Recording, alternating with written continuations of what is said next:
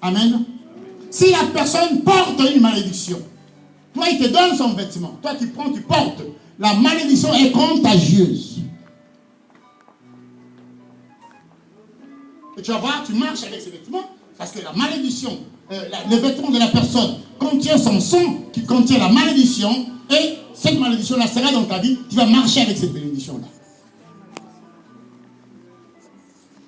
Si quelqu'un est sorcier, tu prends son vêtement, tu le mets, tu ne sanctifies pas, tu le mets sur toi. La sémence de la sorcellerie va venir se déposer dans ta vie. Et beaucoup de choses, tu vas commencer à remarquer que tu commences à perdre la grâce de Dieu. Les portes qui étaient ouvertes avant, tu commences à ne plus comprendre pourquoi je frappe ici, c'est fermé, je frappe ici, c'est fermé. Je vais chercher du travail, je ne trouve pas. Aux études, ça ne marche pas. Avec mon mari à la maison, ça ne marche pas. Avec ma femme à la maison, ça ne marche pas. Il y a une discorde, même dans l'église. Parce que nous ne veillons pas assez, frères et sœurs. Amen. Alléluia.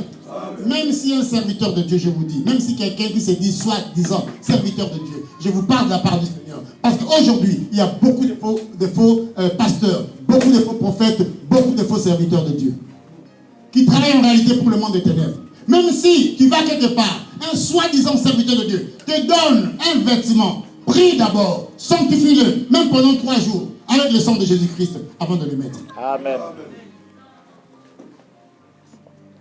Les habits que nous achetons au marché, comme je l'ai dit, la plupart, c'est travailler dans le monde des ténèbres. Et ça porte la marque du diable, la marque de la bête, 666. Et quand toi, tu prends cet habit-là, tu n'as pas sanctifié les vêtements. Bien-aimé, ça va amener en toi la malédiction.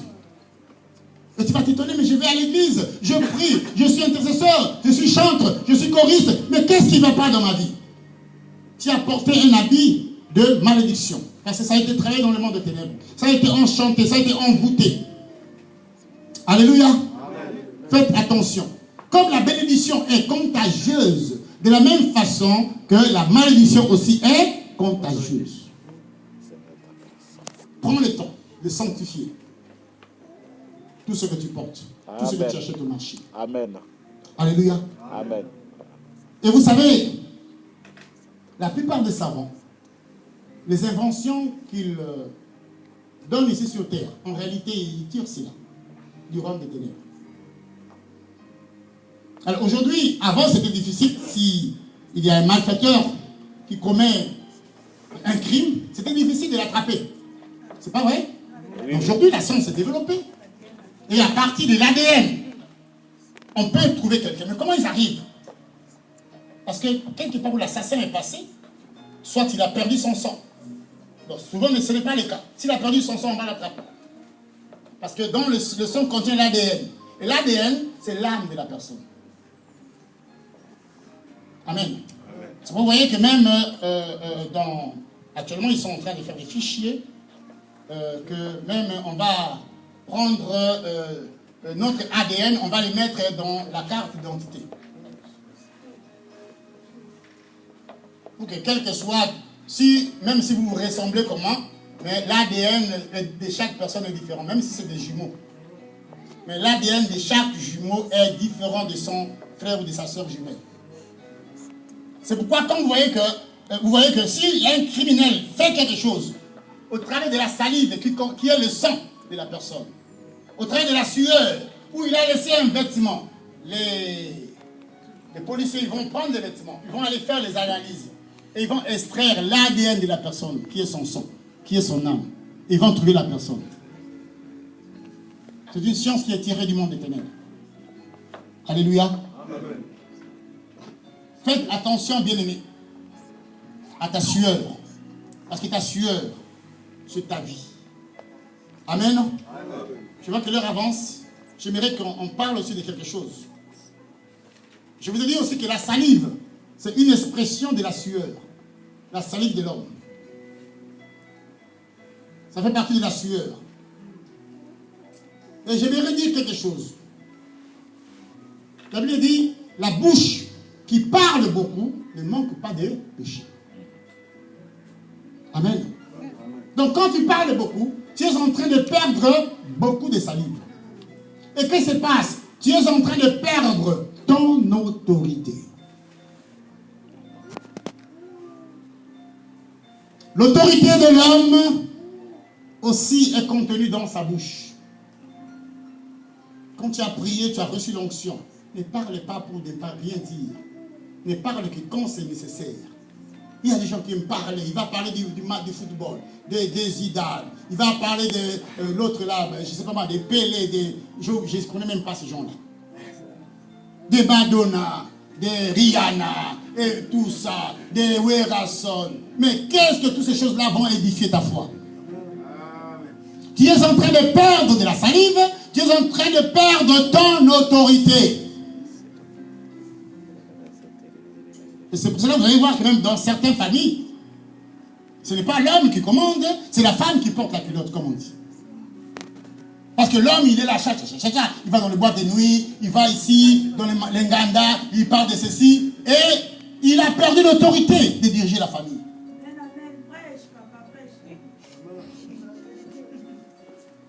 Amen. Ton autorité est dans ta bouche.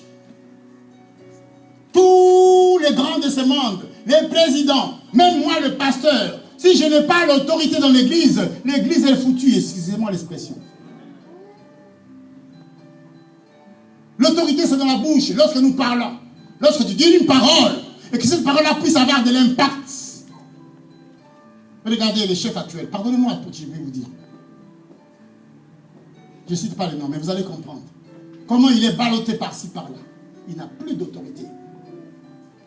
Parce qu'il a fait quelque chose d'abominable devant l'Éternel. Il a dit. Moi, je ne l'ai pas entendu. Toi non plus. Amen. Mais nous avons vu que ce que lui, il a dit, le Parlement l'a exécuté. On a voté des lois qu'un homme peut aller ensemble avec un homme. Ah! Abomination. Abomination. Dieu enlève l'autorité. Il est comme un papier maintenant. Tout le monde s'amuse avec lui.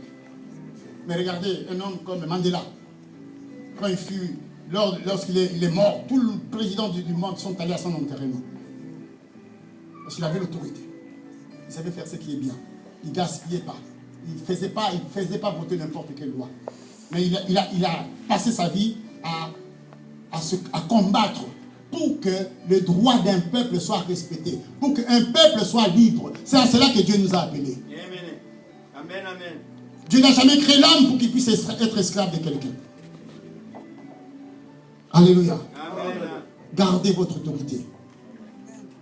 Lorsque vous savez, vous vous présentez devant quelqu'un qui cherche un employeur et veut vous engager. Lorsque tu vas parler, il faut que la parole qui sort de ta bouche puisse le convaincre. Parce que tu es de l'autorité. Amen. Je me suis présenté un jour, il y avait des policiers qui étaient venus me contrôler. Ils sont venus, ils ont demandé les papiers, ils ont fini. Puis là, ils m'ont posé la question. Monsieur, c'est quoi votre travail? Il dit, je suis pasteur. Ah! Donc si on te maudit, on fait une infraction sur toi, une contravention sur toi, nous on va être maudits. Amen. Alléluia. Amen. Alléluia. Il faut savoir ce que Dieu t'a donné. Adam a perdu l'autorité. Vous savez même, aujourd'hui on dit que les femmes se taisent. Mais tu étais où, Adam, lorsque le serpent est venu pour commencer à parler à ta femme? Il fallait parler en ce moment-là. La Bible dit que Adam n'a pas ouvert la bouche. Amen. Elle va gober le mensonge de Satan. Et on a perdu le royaume. Maintenant, les hommes se lèvent. Non, femme, tais-toi. Mais tu étais où? Lorsque les choses s'est passées en Éden, il fallait à ce moment-là utiliser l'autorité. Dire non, Dieu a dit, nous ne toucherons pas au fruit de cet arbre. Un point final. Et son père acclamait le Seigneur.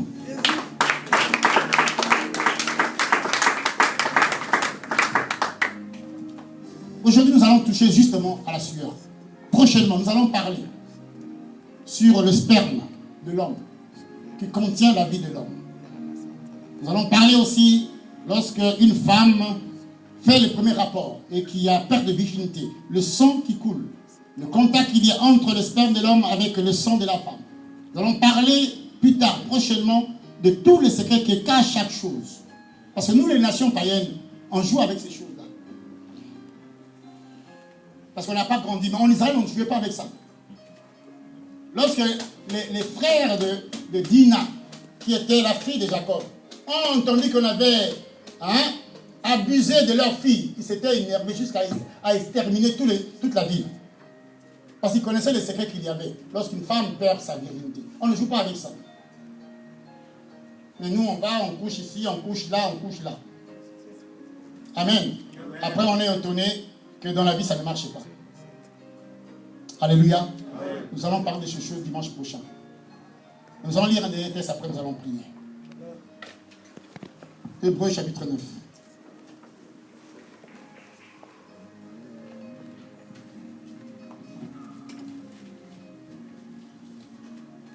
Tout ce qui a été écrit dans l'Ancien Testament, c'est pour que nous puissions vivre longtemps sur la terre. Vous allez voir des chrétiens qui meurent jeunes. Il a la grâce de Dieu, il est sauvé, mais il n'a pas terminé sa vie. Il n'a pas accompli le projet pour lequel le Seigneur lui a donné. Parce qu'on ne respecte pas les enseignements de Dieu. On ne respecte pas la parole de Dieu. Pour vivre longtemps, lis beaucoup l'Ancien Testament. Et mets en pratique tout ce que Dieu a dit là. Tu seras béni. Amen. Hébreux chapitre 9. Les versets 11 à 14. Vas-y, évangéliste. Mais Christ est venu comme souverain sacrificateur de biens à venir. Il a traversé les tabernacles plus grands et plus parfaits qui n'est pas construit de main d'homme, c'est-à-dire qui n'est pas de cette création.